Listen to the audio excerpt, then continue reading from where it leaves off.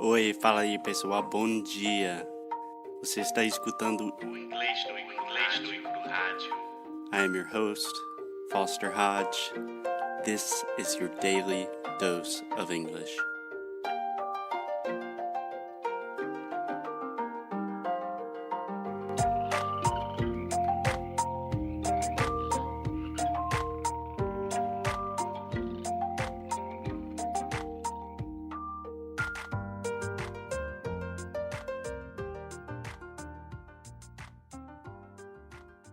Hello, hey guys, welcome to another episode of Inglês no Rádio. I'm here with my partner in crime, my boss. I'm not your boss. Well, I am, but only sometimes. Hey Alexia, how you doing? Hello. I'm just fine today. What about you? I'm doing well. So, Great. Alexia, today we're going to talk about perhaps one of the most requested topics in the history of Inglês no Rádio, which is not that old, so still a very requested topic. So, Alexia, what are we talking about today? Job interview. Job interviews. Yes. Cool. So, first thing, Alexia, just a quick tip. If you really want to sound American, this probably doesn't work for British English, but in general, when we say interviews, I do not pronounce the T. So I'm not saying interview, I'm saying interview. Interview. It's so hard. Interview. Yeah, it doesn't actually make sense should for be. me. It should be easier, but this happens all the time when we have an N before a T in English. For example, internet. Internet. Yeah. It's not incorrect, but personally, me and the majority of my friends and the majority of the United American States. population, we just say internet. Yeah. Internet. No, I can't. I had to practice a little bit before. Okay, one time, just in-er-net. Internet. Repeat with me. In. Er. Net. Net. Inner. Inner. Internet. Internet. Great. So far this interview is going really well. No, but okay, I had to practice. I know that you want me to sound more American more and more every time, but it's not wrong, right? Just like you said. Oh, it's totally not wrong. Even right Okay. now, I just said interview, and really it depends on the stress of the word. So if I'm really stressing the word, sometimes I say interview, internet, but most of the time when I'm speaking fast, I just say internet, interview, international. So definitely not wrong, totally correct, but it's just an easy thing to make you sound a little bit more native, you know? Yeah. Cool tip. Cool. So, Alexia, with job interviews, I actually think you are an interesting case because if I'm correct, I don't think you've ever really had a real interview, have you? I was about to say that. No, I never had it. Well, I had it once when I applied to work at the marketing from Telecine here in Rio, which is from Globosat. Mm-hmm. And I passed through all the phases, Mm-hmm. We say rounds in English. rounds, all the rounds, Mm-hmm. but it was only me and my friend, and he got Yeah. the job. Yeah, Yeah, you that's told it. me. Yeah. So Alexia does not work for Telecine, so maybe you're not the best reference for this subject. And for my first interview ever in my life, for my first internship, it was all in English because of British Council. So, Nice. yes, I am a very good example here. Awesome. And Alexia, you did great on the interview for Inglês no Cru, obviously. Now you're working here. So, good job. Thank you. So, Alexia, let me explain a couple of things just to begin. How do I want to explain this? In general, I think the interview process is a little bit more intense in the US or just with American or international companies in general. I don't know. You've seen a lot of my experiences where I've had interviews in the past and you have like 50 different rounds and tasks you have to do. And I feel like in Brazil, maybe it's a little more relaxed, a little bit more about networking. Yes, I know.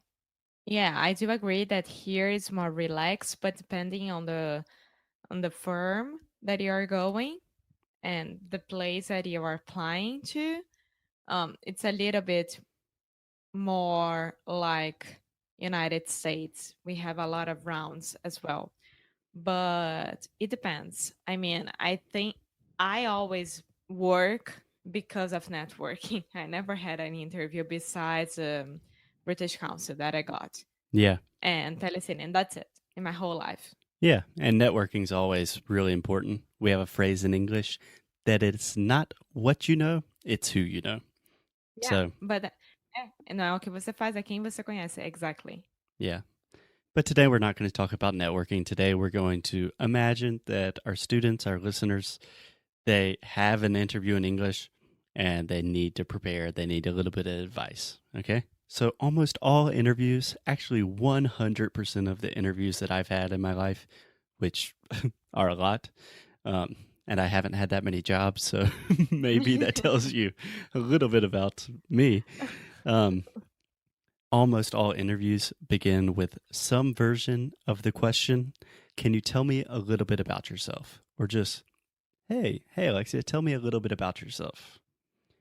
And this is a super hard question. I hate this question. So when someone says that to you, Alexia, in a formal context, what are you thinking? Like, imagine you're in a business situation and someone says, oh, hey, Alexia, hey, Mrs. Souza. Yeah. Can you tell me a little about yourself, a little bit about what you do? I think that they want to know he or she wouldn't to know all my experiences, working experiences, Mm-hmm. but in a very, very short way of saying that. Mm-hmm. Yeah. So one thing, when you talk about your work experience, you can refer to that just as one thing. You don't have to say work experiences. Just say your work experience. Okay. My work experience. Yeah. Yeah, exactly. That's more or less the idea. So, in my perspective, when people say, hey, can you tell me a little bit about yourself? What they want to know is first just a very small amount of biographical information. Like in your example, you could say, hey, my name's Alexia. I'm originally from Rio de Janeiro in Brazil, but now I live in the US or something like that. Okay? Yeah. You don't need to go into your entire life story. Like when I was born, I was a little baby, I had blonde hair, and you don't need that.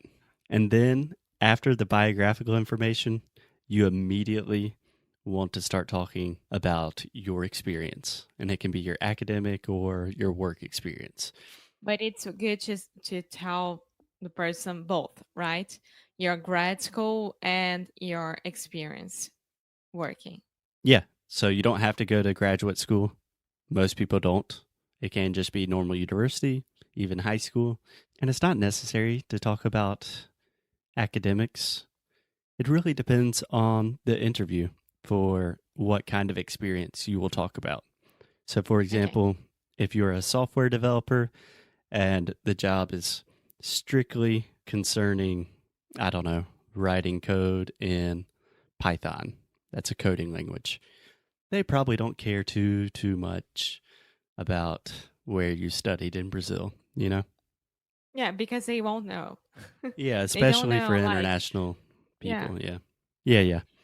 So, But one thing that I want to ask you, so like we have like currículo, right? That mhm. we say resume in English. We say resume. Resume. So, Yeah, one more time, resume. resume. Yeah, we don't pronounce French words very well in English. And the cover letter. that every time that I go search for cover letters examples, I always get lost because I have no idea what a cover letter would be. And this is very important for all the interviewers, right? Yeah. Okay. So, first thing, when you say cover letter, aqui é o som do schwa. Então é cover. Você Eu tô está falando falando cover. cover. É, Yeah. So, say it again, cover. cover. Yeah. So I say cover letter. Cover letter. Alexia with the T's today, struggling just a little bit. I'm sorry, I came from British school. Yeah, well, you have an American boyfriend and you are making America great again. So, okay, you're asking more or less what is a cover letter? Yes. Yeah. So, in general, with any job application, you have to do two things. Give your resume, and in English we can say resume or CV, which is Latin for Curriculum vitae. vitae, yeah, something like that. No, it's this. Okay. Thanks. And a cover letter. In a cover letter, you are doing more or less the same thing when they ask you the question, can you tell me a little bit about yourself? So in a cover letter, what you're going to do is say a little bit about who you are, why you are a good candidate, why you're a good fit for this position, and yeah, a little bit about your experience and why you're really interested in the company or the job and why they should hire you. Okay. Does that make sense? Yes. Yes. Yeah. So in a typical cover letter, you're just going to say like, hey, my name's Foster. I'm originally from South Carolina. I've worked in education my entire life, and that's why I'm so interested in this new teaching position. I love teaching. I love kids. I've taught for 10 years. Whatever. Yeah? Okay. Yeah. Naturally, you want to do something a little more eloquent than what I just said right now. So the first point is to talk about yourself and a little about your work experience. That's it. And then you have the second point.